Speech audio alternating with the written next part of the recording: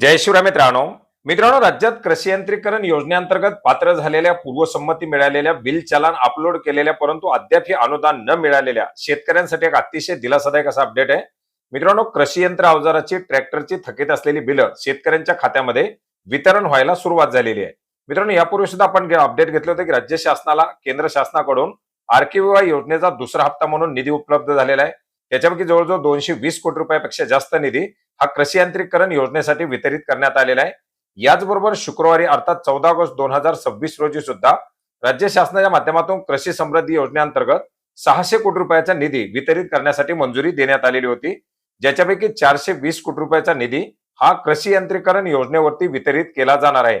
आणि असा एकंदरीत आपण जर पाहिलं तर 643 कोटी रुपयाचा निधी हा आता कृषी यंत्रीकरणाच्या अनुदानाच्या वितरणासाठी उपलब्ध झालेला आहे.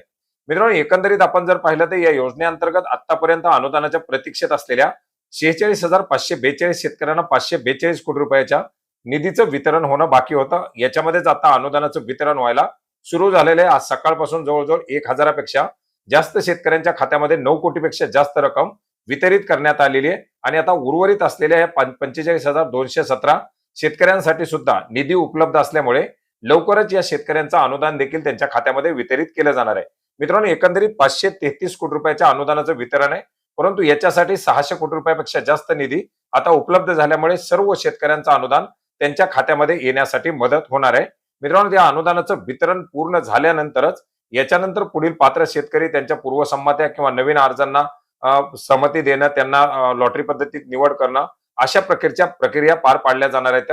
आणि आता या लवकरात लवकर 45,217 शेतकऱ्यांचं सुद्धा अनुदान वितरण करण्यात यावं हीच अपेक्षा आहे. आणि या अनुदानाला आता वितरण करण्यासाठी सुरुवात करण्यात आलेली आहे. मित्रांनो, हे अनुदान पूर्ण झाल्यानंतर किंवा त्याच्या संदर्भातील आता पुढील जे काही अपडेट येतील ते अपडेट आल्यानंतर नक्की आपण माहिती घेण्याचा प्रयत्न करणार आहोत. भेटूयात नवीन माहितीसह, नवीन अपडेटसह. धन्यवाद.